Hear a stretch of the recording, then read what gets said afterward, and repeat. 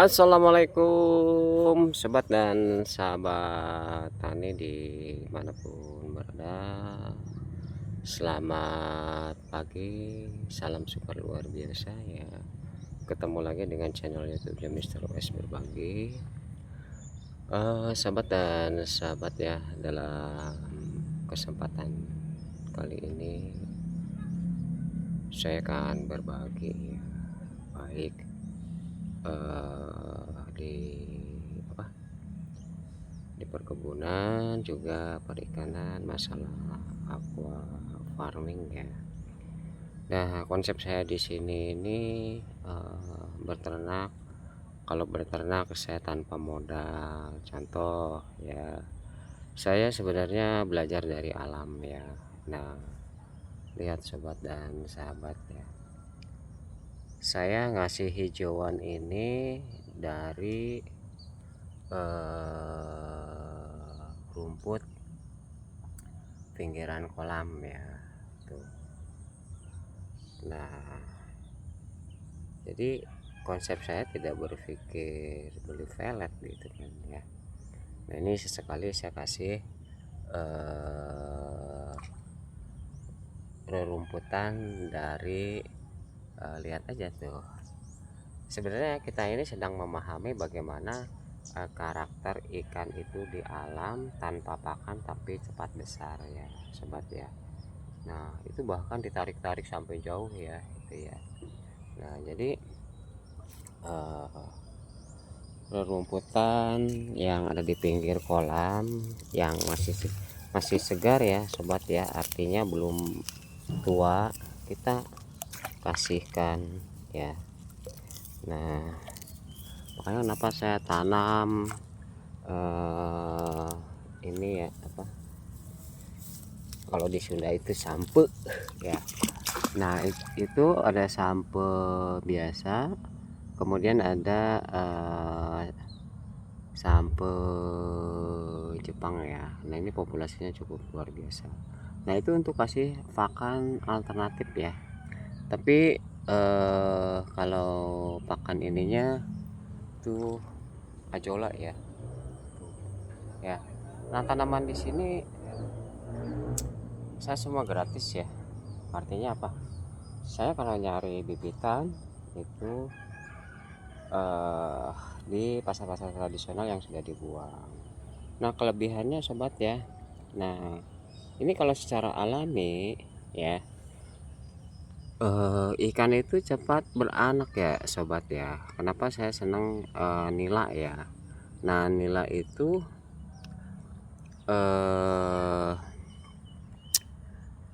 dia enggak memangsa anakan itu sendiri, artinya tidak kanibal ya. Kemudian populasinya, kalau kita sebenarnya di kolam itu merawat air ya, jujur saya katakan ya, kalau kita turun ke sini ini gak ada lumpur sobat ya, gak ada lumpur karena saya punya jadwal setiap hari libur itu mengangkat lumpur ya. Jadi di bawahnya itu benar-benar bersih ya, gitu kan ya. Itu diantaranya. Jadi fungsinya membuat kolam ya. Sebenarnya kita untuk tanaman ya, buat tanaman sayur tuh seperti itu. Tapi bonusnya apa? Ikan ya.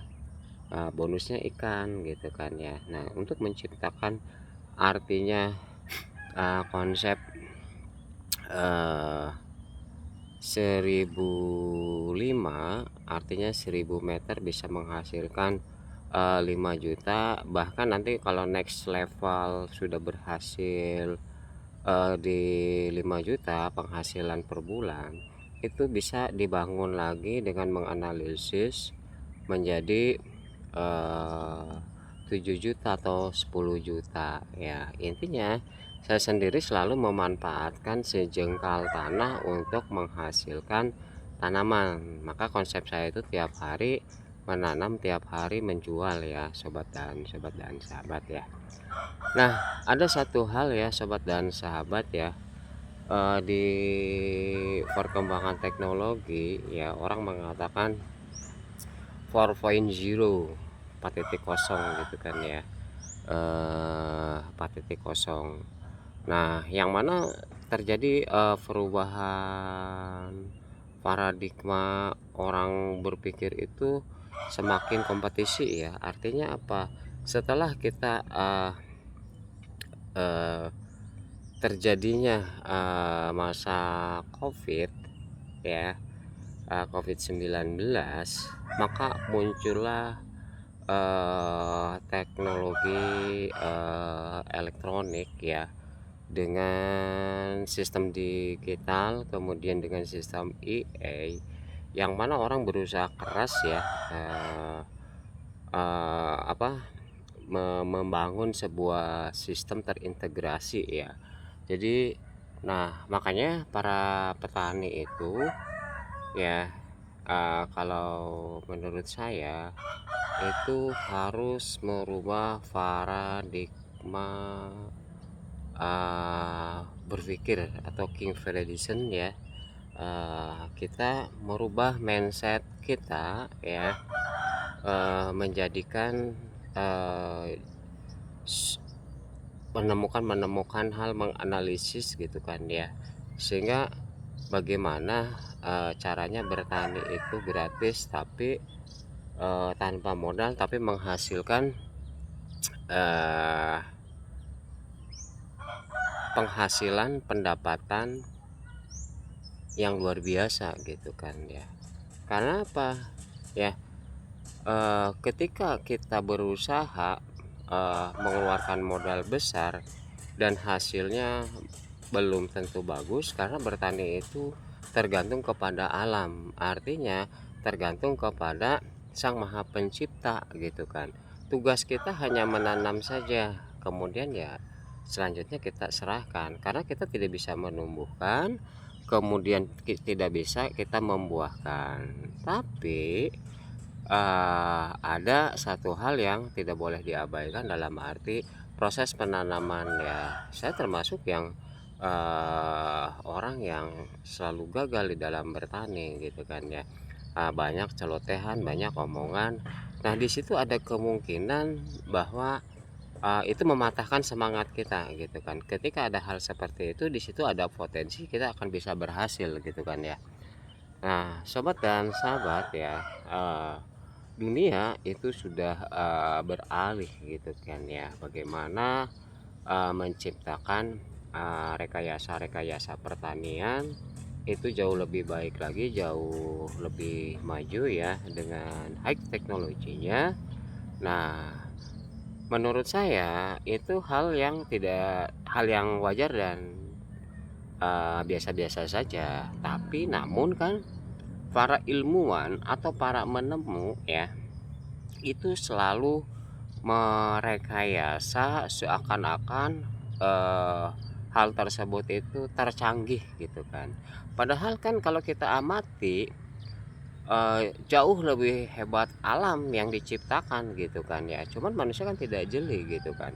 Sehingga para ilmuwan, para dosen, para penemu-penemu membuat kata-katanya, narasinya secara ilmiah gitu kan ya, secara ilmiah, sehingga bagi kita yang awam itu adalah teknologi yang sangat tinggi gitu kan. Nah, saya di sini berbicara ya, di masa depan itu kan sobat pernah nggak mengamati ketika astronot ke bulan itu makanannya apa sehingga bisa kuat, mampu, kemudian dia di kehampaan dia bisa melayang apa gitu kan ya.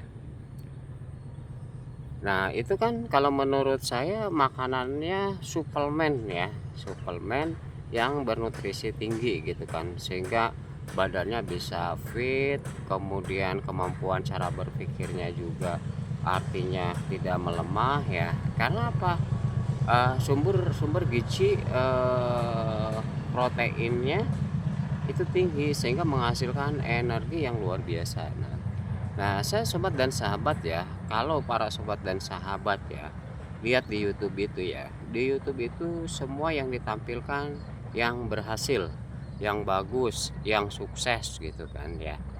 Nah, contoh ya, sekarang kan yang sedang trending untuk di pertanian masa depan itu adalah menggunakan alga ya. Nah, sebenarnya alga dari kecil aja itu sudah ada ya, ketika saya sering main di kolam gitu kan, di depan rumah punya kolam gitu kan. Kenapa air itu berubah jadi hijau bahkan sampai menebal gitu kan. Karena kita tidak tahu ya, itu ketebalannya itu sampai mencapai 3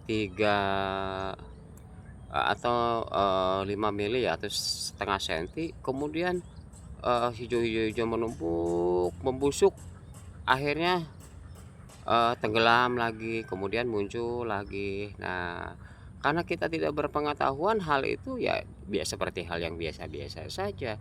Tapi kan kalau di teknologi rekayasa pertanian, membuat kolam ya dengan ukuran tertentu, dengan kedalaman air 50 ya, kemudian diberikan nutrisi-nutrisi ya, kemudian dijadikan untuk menambah oksigen, ditambah dengan diputarkannya air tersebut ya, didorong dengan pompa ya, sehingga oksigen itu masuk bersirkulasi, kemudian menghasilkan alga. Nah, setelah alga diproduksi, kemudian disaring ya, beberapa meter disaring, sehingga yang dari saringan tersebut terjadilah penumpukan alga. Kemudian nanti di situ baru diproses ya, diproses apakah dibuat nutrisi untuk obat, apakah dibuat nutrisi untuk pupuk gitu kan. Nah, itu hal yang sangat wajar ya.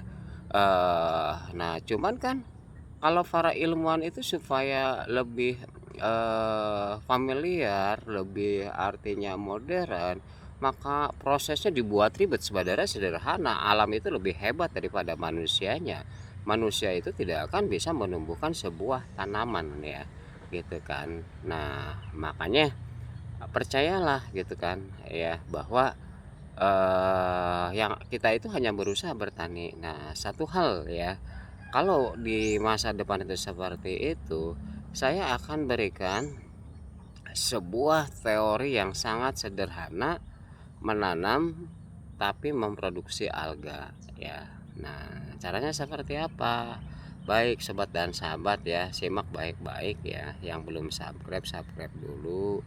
Yang baru bergabung silahkan subscribe, sehingga kalau ada video terbarukan, channel terbarukan itu dapat notifikasi dari saya. Nah, sobat dan sahabat, saya berpikir bagaimana tanaman itu hidup dengan sendirinya, kemudian menghidupi dirinya sendiri, kemudian subur ya. Saya sering jalan ya, artinya ke Sumatera, ke Jawa Tengah, ke Jawa Timur. Tapi yang saya lihat, apa yang saya pelajari, alam itu begitu indahnya, hutan itu kok subur. Siapa yang merawat dan memupuknya? Maka dari situlah saya berpikir gitu kan, bagaimana konsep alam itu eh, memproduksi pupuk untuk tanaman-tanaman. Padahal kan dari hamparan tersebut, besar dan kecilnya itu saling mendukung, artinya untuk menghidupi eh, tanaman itu sendiri. Tanaman itu menurut saya ya makhluk hidup gitu sobat ya.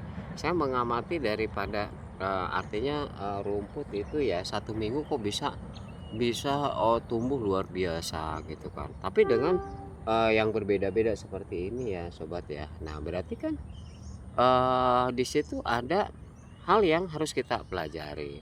Nah, dalam satu hal ini saya akan memberikan ilustrasi ya. Tadi saya katakan ya, saya bagaimana tanaman bisa menghidupi diri sendiri dan subur ya. Nah, saya katakan begini, saya hanya memanfaatkan energi matahari, karena alga itu memanfaatkan energi matahari yang prosesnya dengan pemaparan energi matahari, maka matahari itu akan menembus alam ini, menembus oksigen, kemudian kepada tembus pada media ya. Nah, maka di situ terjadi proses rambatan ya. Nah, seberapa rambatan itu bisa menghasilkan mengubah media tersebut. Nah, itu ya. Kita nggak perlu pakai hitung-hitungan lah, hitung-hitungan cukup ribet ya.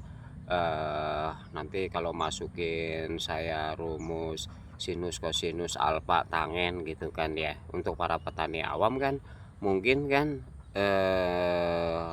cukup sulit gitu ya. Ketika kita harus menghitung penerapan panas matahari pada sebuah masa, pada sebuah media. Saya sangat sederhana aja. Saya berusaha semaksimal mungkin itu hanya saya bagikan saja dari pengalaman saya ya, kepada para sobat dan sahabat. Artinya ingin merubah mindset para petani yang hidupnya itu ketergantungan, tidak mandiri. Ketika dia mau bertani, dia berpikir harus ada bibit, kemudian harus ada pupuk, kemudian kalau tidak dipupuk itu uh, tidak akan berhasil, kemudian harus ada obat untuk hama ya. Hal-hal seperti itu buat saya ya nonsen lah ya. Ketika kita mau mengamati, menganalisa, itu akan ketemu. Makanya kalau di dalam proses produksi, anggaplah kita proses produksi di pertanian ya. Nah, kalau terjadi trouble atau masalah ya, itu ada kaizen. Kaizen itu adalah sebuah perbaikan dari hasil analisa gitu kan ya.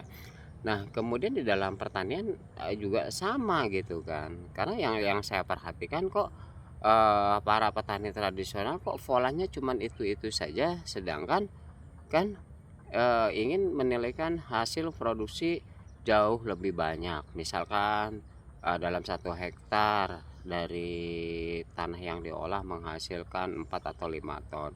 Besok-besoknya tidak berpikir bagaimana caranya di tahun yang akan datang itu menghasilkan produksi panen di atas rata-rata itu menjadi 7 atau 8 ton gitu kan ya.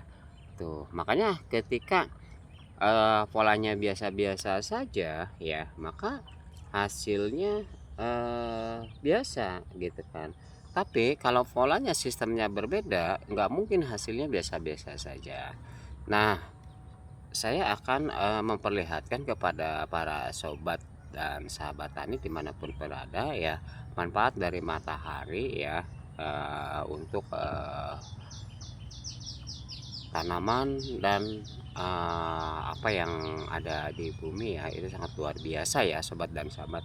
Oke, saya menanam melon tapi menghasilkan produk alga ya. Melon itu bisa menghidupi dirinya sendiri dari alga itu sendiri, kemudian alganya bisa diambil ya. Nah, ini sobat ya. Nah ya, nah ini sobat ya, saya kasih tahu ya, saya menanam pada media ini agak kotor ya, pada media galon ya, yang mana itu udah saya buat videonya ya. Nah, ini ya. Nah, cuman yang pertama itu tidak ada lubang-lubang seperti ini ya sobat ya. Nah, ini keliling ya, lubang-lubang ini artinya selain menerima penerapan panas, oksigen itu bisa masuk secara menyeluruh 360 derajat. Kemudian ini untuk pembuangan ya, pembuangan kiri dan kanan. Nah, ternyata dengan proses 1 minggu dari air kolam ya, itu sudah menghasilkan alga ya. Karena apa? Kita posisikan di tempat yang panas, kemudian melon ini eh, di atasnya medianya yaitu seperti biasa, tanah satu-satu ya, tanah, kemudian kompos, kemudian sekam bakar, kemudian sekam biasa, kemudian abu. Kenapa saya pakai abu? Karena ini lembab. Nah, supaya tidak terkena pulsarium ya sobat ya. Nah, seperti yang terlihat itu ya. Nah ini ya. Nah, ini pola seperti ini kan sangat sederhana sekali, tapi kesederhanaan itu dari menemukannya artinya susah gitu ya. Setelah kita analisa, kemudian setelah kita berpikir bagaimana caranya gitu kan, maka renungan-renungan tadi ya, dengan pemikiran-pemikiran tadi, memikirkan alam, memikirkan matahari, maka terciptalah sebuah hasil gitu kan ya. Hasil dengan uji coba. Kalau uji coba namanya riset ya sobat ya. Nah seperti ini ya sobat ya. Nah kalau petani udah seperti ini, petani udah nggak beli pupuk ya, tanamannya bisa menghidupi sendiri, kemudian juga ada produksi yang dihasilkan buat tanaman-tanaman yang lain, alganya itu sendiri ya. Jadi sebenarnya cukup mudah, sangat sederhana, tapi menemukan sebuah ilmu pengetahuan itu kan harus merubah pola pikir kita ya. Karena menurut saya bertani itu luar biasa ya. Artinya apa? Kita harus mempelajari alam, faktor cuaca, kemudian morfologi tanaman ya. Kemudian selain morfologi tanaman, unsur hara ya. Nah kebutuhannya sama, butuh karbohidrat, butuh zinc, butuh tembaga, butuh mangan, butuh fosfor, butuh kalium gitu kan. Nah selama ini kan kita tergantung gitu kan ya, artinya kan instan gitu kan. Nah apakah itu logikanya gini, sekarang proses pupuk yang dijual di pasaran itu ya semua tersedia di alam, cuman ketika manusia itu tidak mau berpikir unsur-unsur yang ada di alam itu, maka dia tidak akan ketemu gitu kan ya. Maka dengan cara seperti ini saya hanya berbagi saja, jujur saya katakan ya, saya berusaha semaksimal mungkin ingin eee, terjadi perubahan para petani konvensional yang selalu mengeluh gitu kan ya, mengeluh akan pupuk subsidi tidak ada ya, kemudian barangnya langka gitu kan. Nah itu kan kalau dibiarkan begitu saja siapa yang peduli gitu kan ya.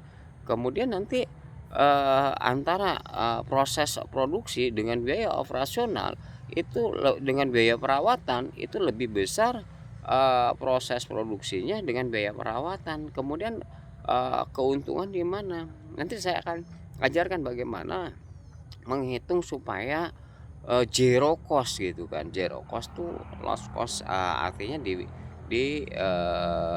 oke lah ada biaya operasional, tapi biaya perawatan yang termahal gitu sobat dan sahabat ya.